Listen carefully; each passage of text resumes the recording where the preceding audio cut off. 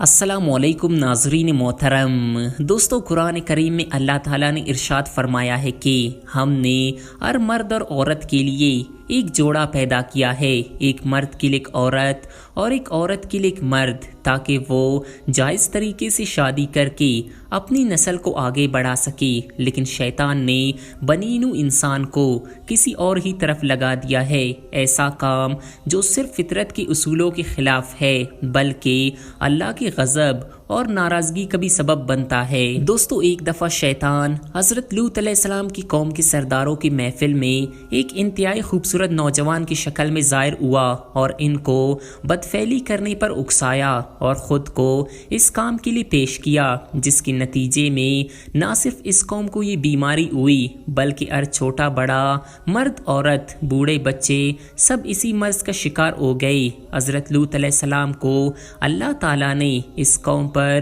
مابوس کیا تاکہ وہ ان کو تبلیغ کر کے ان کو اس گندے کام سے بچا سکے، لیکن ان کی ہٹ درمی ان کی تباہی کا سبب بن گئی۔ ہوا کچھ یوں کہ کچھ فرشتے حضرت لوط علیہ السلام کے پاس آئے جنہوں نے انتہائی خوبصورت نوجوانوں کی شکل اختیار کی ہوئی تھی، لیکن حضرت لوط علیہ السلام کی بیوی نے اس قوم کے سرداروں کو اس بات کی مخبری کر دی، جس کے بعد پوری قوم نے حضرت لوط علیہ السلام کے گھر پر دعویٰ بول دیا اور ان لڑکوں کو، جو کہ اصل میں فرشتے تھے، پوری قوم کے سامنے حاضر کرنے کو کہا۔ اللہ تعالیٰ نے اس قوم پر پتھروں کی بارش کر دی اور کئی روایات کے مطابق فرشتوں نے اس بستی کو اٹھا کر زمین پر دے مارا اور بستی عبرت کا نشان بنا دی گئی، اور عذاب الہی سے پہلے حضرت لوط علیہ السلام کو حکم ہوا کہ اپنے ساتھیوں کو لے کر اس بستی سے نکل جاؤ اور پیچھے مڑ کر مت دیکھنا۔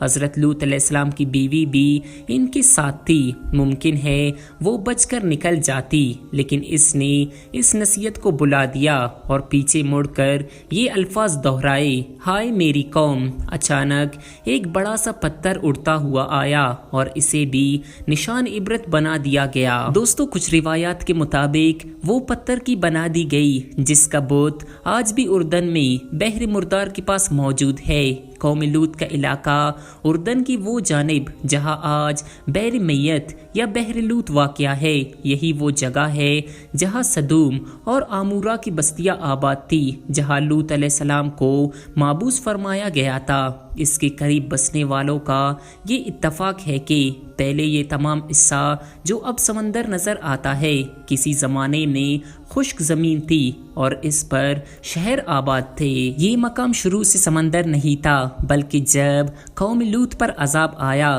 تب یہ زمین تقریباً 400 میٹر سمندر سے نیچے چلی گئی اور پانی ابھر آیا، اسی لیے اس کا نام بحر میت یا بحر لوط ہے۔ اس کے علاوہ بھی اس قوم میں بہت ساری بیماریاں اور برائیاں تھی۔ یہ لوٹ مار کرتے تھے، راستے میں قافلوں کو لوٹتے تھے اور بیہودہ حرکتوں میں مبتلا تھے، جیسے کبوتر بازی، مرغیوں کو لڑانا اور مجالس میں کلم کھلا اللہ سے بغاوت کرنا، عورتوں کے بجائے مردوں سے اپنی خواہش پوری کرنا تھا۔ دوستو، لوط علیہ السلام نے انہیں گناہوں سے روکا، اللہ کی وحدانیت اور دین کی دعوت دی، مگر اس قوم سے صرف 2 افراد مسلمان ہوئے اور وہ لوط علیہ السلام کی بیٹیاں تھی، حتیٰ کہ بیوی تک مسلمان نہ ہوئی۔ پھر لوط علیہ السلام نے ان کے لیے عذاب کی دعا مانگی اور عرض کیا کہ اے میرے رب، فساد کرنے والے لوگوں کے مقابلے میں میری مدد فرمائے۔ چنانچہ اللہ تعالیٰ نے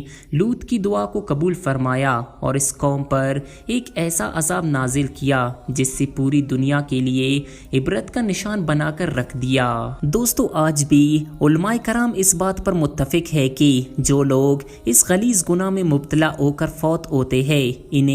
اللہ تعالیٰ سے معافی کی توفیق نہیں ہوتی، تو اللہ تعالیٰ ان لوگوں کو بھی قوم لوط کے ساتھ قیامت میں اٹھائے گا اور ان کا بھی انجام قوم لوط کی طرح ہوگا۔ دوستو، اللہ تعالیٰ ہم سب کو تمام گناہوں سے محفوظ رکھے، آمین۔ دوستو، امید کرتے ہیں کہ ہماری آج کی یہ ویڈیو آپ کو ضرور پسند آئی ہوگی۔ ویڈیو کے بارے میں اپنے خیالات کا اظہار کامنٹ سیکشن میں ضرور کریں اور اس ویڈیو کو